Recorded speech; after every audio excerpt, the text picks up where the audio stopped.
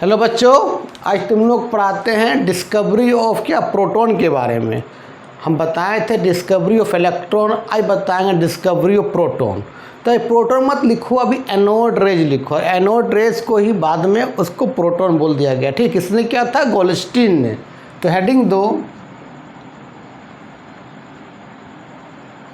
Discovery of, अभी लिखो anode rays. Anode rays, और इसी एनोड रेज को हम बोलते हैं कैनाल रेज, या तो लिखो क्या, पॉजिटिव रेज। किसने किया था, गोल्डस्टीन ने किया था। गोल्डस्टीन ने इसके बारे में बताया था। इसने जो था, जो इसने प्रोटॉन को डिस्कवर किया, ये जे थॉमसन जो एक्सपेरिमेंट किए थे और इलेक्ट्रॉन का जो डिस्कवर हुआ, तो बस उसी का एक्सपेरिमेंट को थोड़ा मोड़ा मॉडिफाइड करके इसने प्रोटॉन का डिस्कवर किया था। ठीक है, तो इसने भी लिया था हार्ड ग्लास ट्यूब। तो यहाँ भी हम लेते हैं हार्ड ग्लास ट्यूब, इसको डिस्चार्ज ट्यूब बोलते हैं। ये तेरा हार्ड ग्लास ट्यूब है जिसको हम डिस्चार्ज ट्यूब बोलते हैं। और सुनो, ये वैक्यूम है, यहाँ पर वैक्यूम। जे थॉमसन ने जब एक्सपेरिमेंट किया और इलेक्ट्रॉन डिस्कवर किया था, तो डिस्चार्ज ट्यूब से मैक्सिमम को गैस को बाहर निकाल दिया था। अगर पूरा बाहर निकाल देगा तो करंट कंडक्ट नहीं करेगा ना। तो मैक्सिमम से मैक्सिमम मीन्स 95% गैस मोलिक्यूल्स को बाहर निकाल दिया था। लेकिन इसने क्या किया, गोल्डस्टीन ने सब गैस को बाहर नहीं निकाला। मान लें 60% गैस मोलिक्यूल को बाहर निकाला, कहाँ से, डिस्चार्ज ट्यूब के अंदर से, और 40% गैस मोलिक्यूल को डिस्चार्ज ट्यूब के अंदर रहने दिया। ठीक है, और यहाँ पर क्या था, ये तो पहले तुमको मालूम था कि जे थॉमसन के समय में एनोड इधर होता है। तो डिस्चार्ज ट्यूब के इनर वॉल को क्या किया, जिंक सल्फाइड मटेरियल से पेंट कर दिया।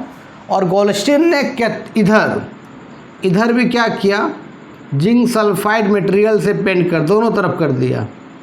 डिस्चार्ज ट्यूब के इनर वॉल लेफ्ट और राइट दोनों तरफ क्या किया, जिंक सल्फाइड से पेंट कर दिया। जिंक सल्फाइड एक फ्लोरोसेंट मटेरियल है। फ्लोरोसेंट का मतलब क्या होता है कि अगर हम पे तुम लाइट दोगे ना, तो तुरंत लाइट क्या कर देंगे, रिफ्लेक्ट कर देंगे, अपने पास रखेंगे नहीं। उसको बोलते हैं फ्लोरोसेंट। और फास्फोरेसेंस क्या होता है, तुम लाइट दे रहे हो तो हमें एब्जॉर्ब कर रहे हैं। जैसे लाइट देना बंद होगा तो जो लाइट को हम एब्जॉर्ब किए हैं वो लाइट को क्या करेंगे, रिफ्लेक्ट करेंगे। थोड़ा बड़ा अंतर है फ्लोरोसेंट और फास्फोरेसेंट में। चलो, अब इधर तो एनोड प्लेट था, एनोड इलेक्ट्रोड था, वो क्या था, परफोरेटेड, मालूम था ही तुमको पहले से। लेकिन गोल्डस्टीन ने क्या किया, कैथोड को भी क्या कर दिया, परफोरेट कर दिया। दोनों को, एनोड कैथोड दोनों क्या कर दिया, परफोरेटेड। परफोरेटेड का मतलब उस प्लेट में माइन्यूट पोर्स है। ये क्या था, परफोरेटेड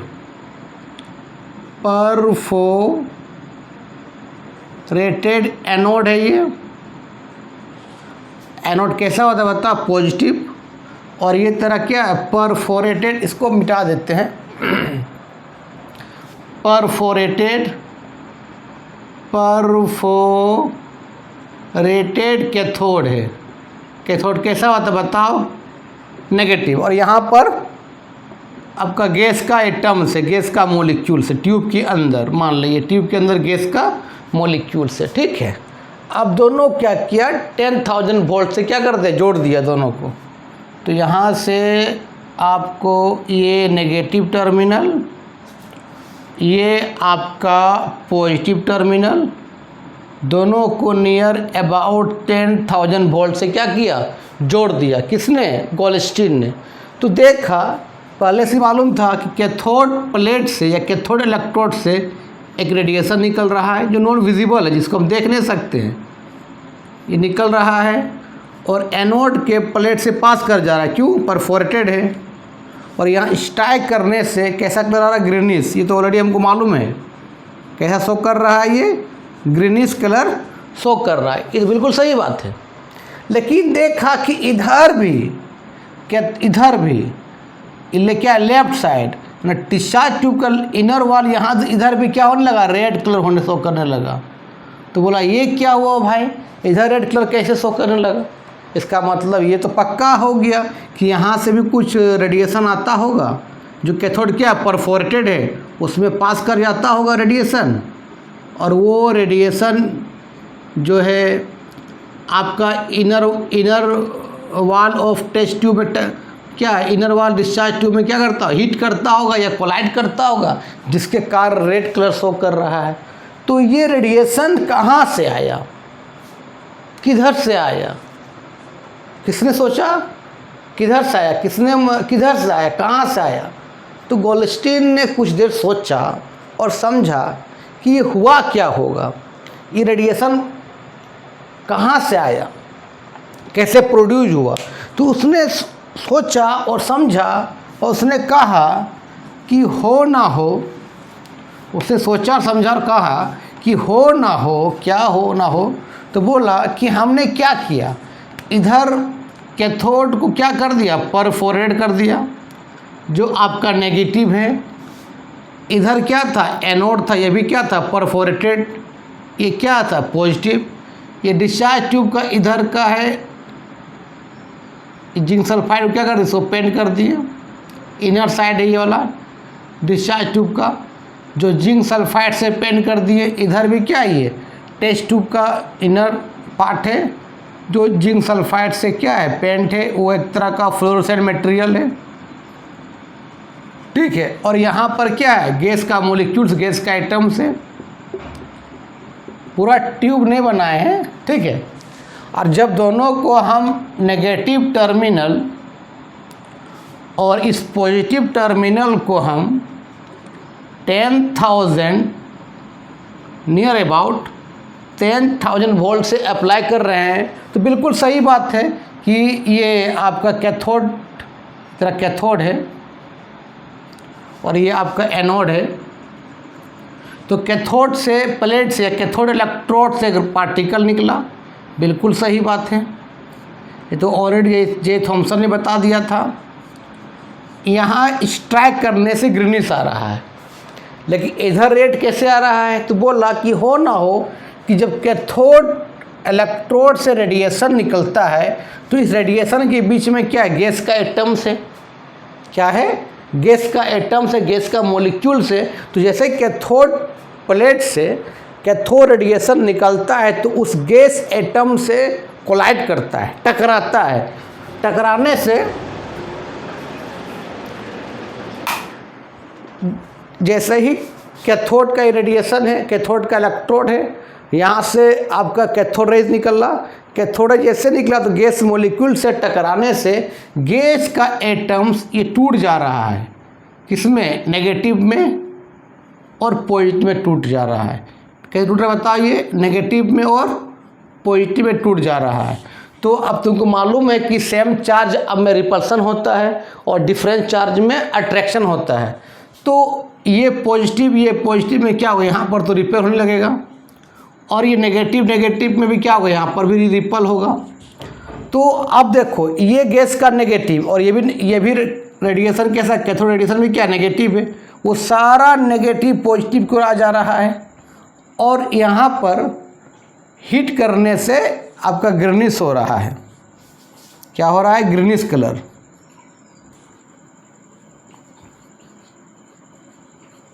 कैसा हो रहा है, ग्रीनिश। और ये जो पॉजिटिव रेज, ये वाला, ये तो इधर तो पास नहीं कर पाए, क्योंकि ये भी पॉजिटिव रिपल्सन होगा।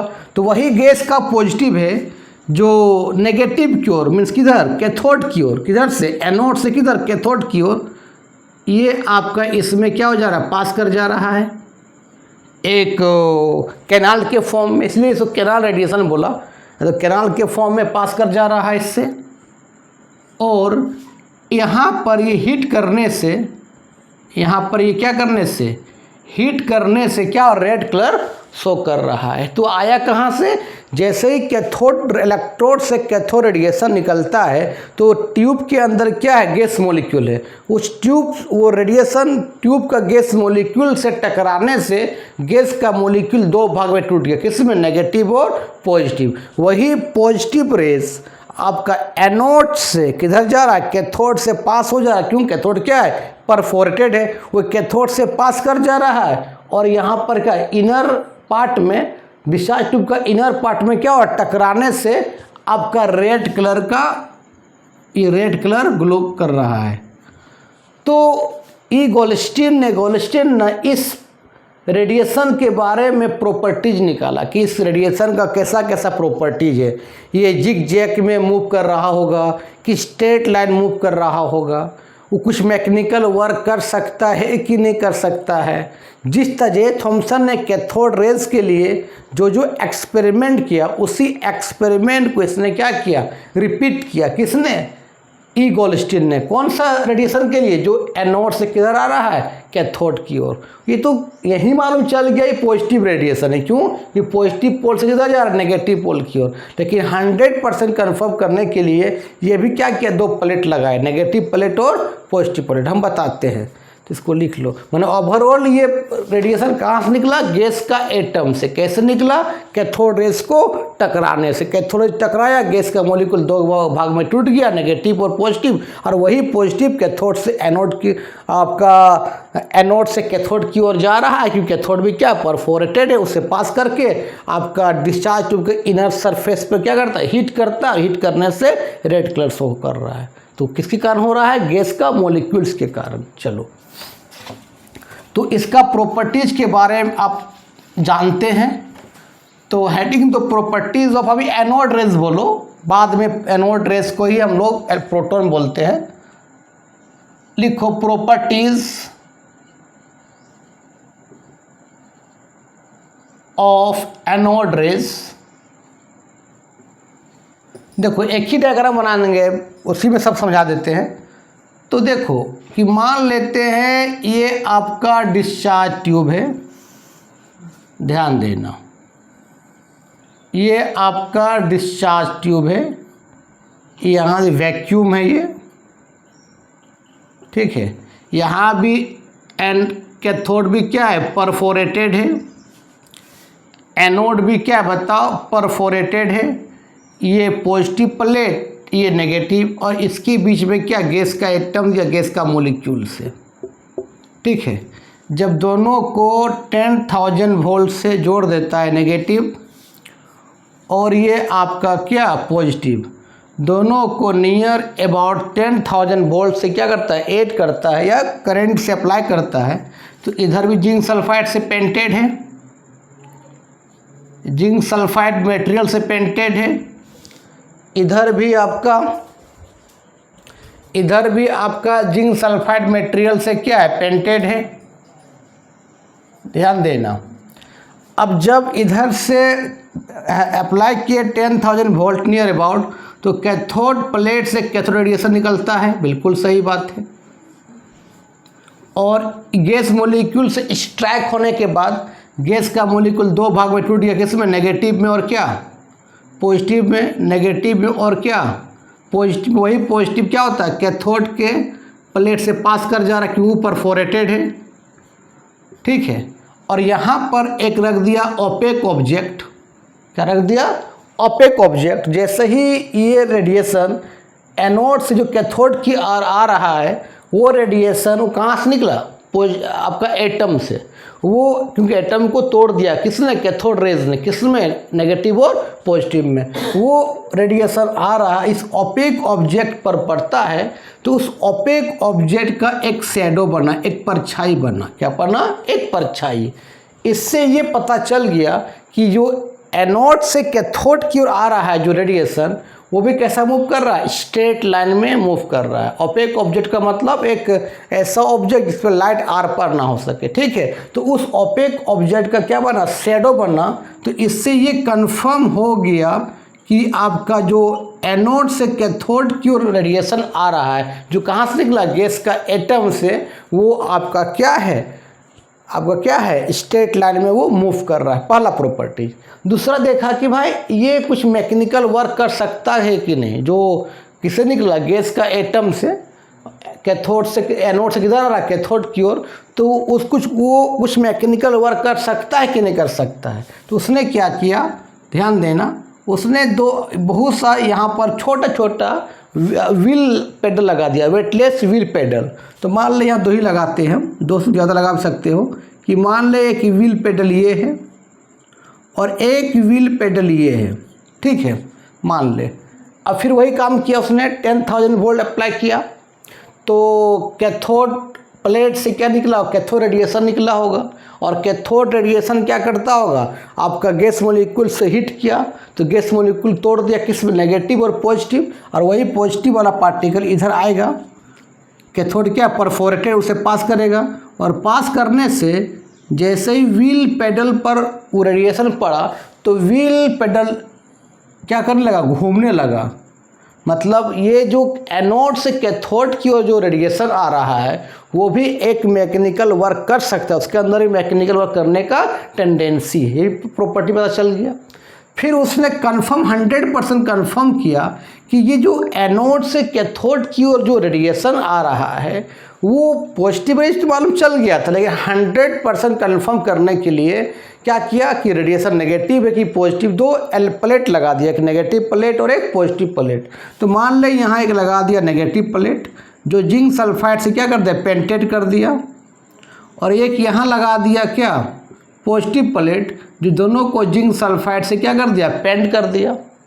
फिर वही सेटअप किया, 10,000 वोल्ट अप्लाई किया तो कैथोड से प्लेट से कैथोड रेडिएशन निकला, गैस मॉलिक्यूल्स टकराया तो गैस मॉलिक्यूल्स को भी 2 भाग में तोड़ दिया, एक नेगेटिव पॉजिटिव, वही वाला जो पॉजिटिव है कैथोड से पास कर जा रहा है, और पास करने से सब नेगेटिव प्लेट की ओर मूव कर गया और नेगेटिव प्लेट चमकने लगा, नेगेटिव प्लेट क्या करने लगा, चमकने लगा। इससे 100% साबित हो गया कि जो एनोड से कैथोड की ओर जो रेडिएशन आ रहा है वो पॉजिटिव चार्ज है। क्या है वो, अभी तक प्रोटॉन नहीं बोला, प्रोटॉन कब बोलेंगे बताएंगे, वो कैसा है, वो पॉजिटिव चार्ज का है, ठीक है। तो यहाँ तक लिखो। चलो ये समझने के बाद तुम लोग को जिस तरह जे थॉमसन ने charge to mass ratio for electron के निकाला, इसने भी charge to mass ratio positive charge के निकाला। अभी पॉजिटिव चार्ज को ये एनोड रेज बोलेंगे, पॉजिटिव रेज बोलेंगे, बाद में इसी को हम प्रोटॉन बोलेंगे, ठीक है। यहाँ तक लिखो।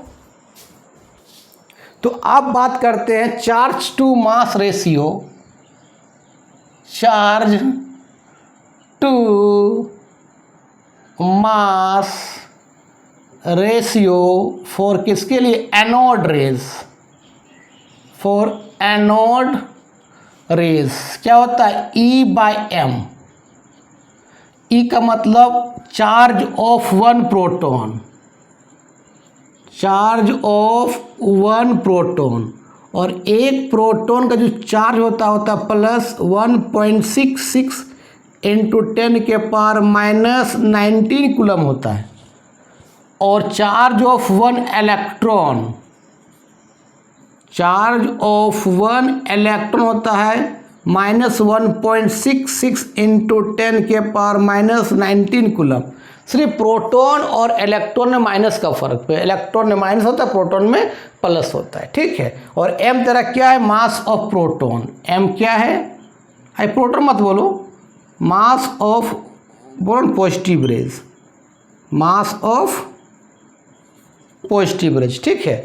तो अब सुनो यहाँ पर E/m का जो वैल्यू था ट्यूब के अंदर, एक बार मान ले ऑक्सीजन गैस रखा, वहाँ पर भी कुछ E/m का वैल्यू आया। एक बार नाइट्रोजन रखा, वहाँ पर भी कुछ E/m का वैल्यू कुछ आया। हीलियम रखा तो वहाँ पर भी E/m का कुछ वैल्यू आया। मतलब यहाँ E/m का वैल्यू वेरी कर रहा है। लेकिन जे थॉमसन के केस में जब इलेक्ट्रॉन का E/m का वैल्यू निकाला था तो कोई भी प्लेट रखा, आपका एल्युमिनियम रखा, कॉपर रखा या आयरन रखा, जो वहाँ से कैथोड रेज निकला, तो कैथोड रेज के लिए हर एक जगह E/m का वैल्यू सेम था। लेकिन यहाँ पर पॉजिटिव रेज के लिए E/m का वैल्यू डिफर कर रहा है, डिफरेंट गैस में अलग अलग E/m का वैल्यू आ रहा है। मीन्स E/m का वैल्यू डिपेंड कर रहा है, डिपेंड्स ऑन क्या, गैस मॉलिक्यूल्स। ये जो है आपका गैस मोलिक्यूल्स पर क्या हो रहा है, डिपेंड कर रहा है, E/m। सुनो, अब उसने मान ले एक बार ऑक्सीजन गैस रखा, तो अब तुमको मालूम है ई का जो मास होता है कितना, 1.66 इंटू 10 के पावर -19 कूलम, ये प्लस में। तो जितना मास नीचे कम रहेगा उतना E/m का वैल्यू ज़्यादा आएगा। तो ऑक्सीजन में 8 प्रोटॉन है तो उसका E/m का वैल्यू क्या आएगा, कम आएगा, क्योंकि उसका मास ज़्यादा है। नाइट्रोजन में 7 प्रोटॉन है तो नाइट्रोजन का मास भी ज़्यादा होगा, तो वहाँ भी E/m का वैल्यू क्या आएगा, कम आएगा। हीलियम में 2 प्रोटॉन है तो वहाँ भी m मास ज़्यादा है तो E/m का वैल्यू कम आएगा। तो जे गोल्स्टिन ने कहा कि E/m का वैल्यू सबसे ज़्यादा कब आएगा, तो कौन गैस रखा, हाइड्रोजन। क्यों, हाइड्रोजन में एक ही प्रोटॉन होता है तो मास कम है। तो अगर प्रोटॉन जितना मास कम होगा उतना E/m का वैल्यू ज़्यादा आएगा। तो जब उसने हाइड्रोजन गैस रखा और तो वहाँ पर E/m का सबसे ज़्यादा हाईएस्ट आया। तो कब रखा, जब उसने hydrogen gas H2 gas is taken in a, कहाँ बताओ, क्योंकि डिस्चार्ज ट्यूब, तो वहाँ पर जो E/m का जो वैल्यू आया सबसे हाईएस्ट है, कितना आया, 9.58 इंटू 10 के पावर 7 कूलम पर kg आया। सबसे हाईएस्ट वैल्यू आया यहाँ पर, इसका सबसे हाईएस्ट वैल्यू आया कितना, 9.58 10 के पावर 7 कूलम पर kg। क्योंकि हाइड्रोजन में एक ही प्रोटॉन होता है कि न्यूट्रॉन डिस्कवर हुआ ही नहीं था, तो मास जितना प्रोटॉन होगा उतना उसका मास ज़्यादा होगा, न्यूट्रॉन डिस्कवर हुआ ही नहीं था, न्यूट्रॉन बहुत बाद डिस्कवर हुआ। ठीक है, चलो अब हमको तो E/m का वैल्यू पता चल गया फॉर हाइड्रोजन के लिए। तो E/m का वैल्यू फॉर हाइड्रोजन के लिए कितना है बताओ, 9.58 इंटू 10 के पावर 7 कूलम पर kg। और जब हाइड्रोजन लिया डिस्चार्ज ट्यूब के अंदर तो वहाँ एक ही प्रोटॉन है, तभी इसका नाम दिया प्रोटॉन। प्रोटॉन कब नाम दिया, तो प्रोटॉन तब नाम दिया जब डिस्चार्ज ट्यूब के अंदर हाइड्रोजन गैस रखा तब। क्यों, क्योंकि हाइड्रोजन गैस में एक ही प्रोटॉन होता है, बाकी में हीलियम में 2 होता है, नाइट्रोजन में 7 होता है, ऑक्सीजन में 8।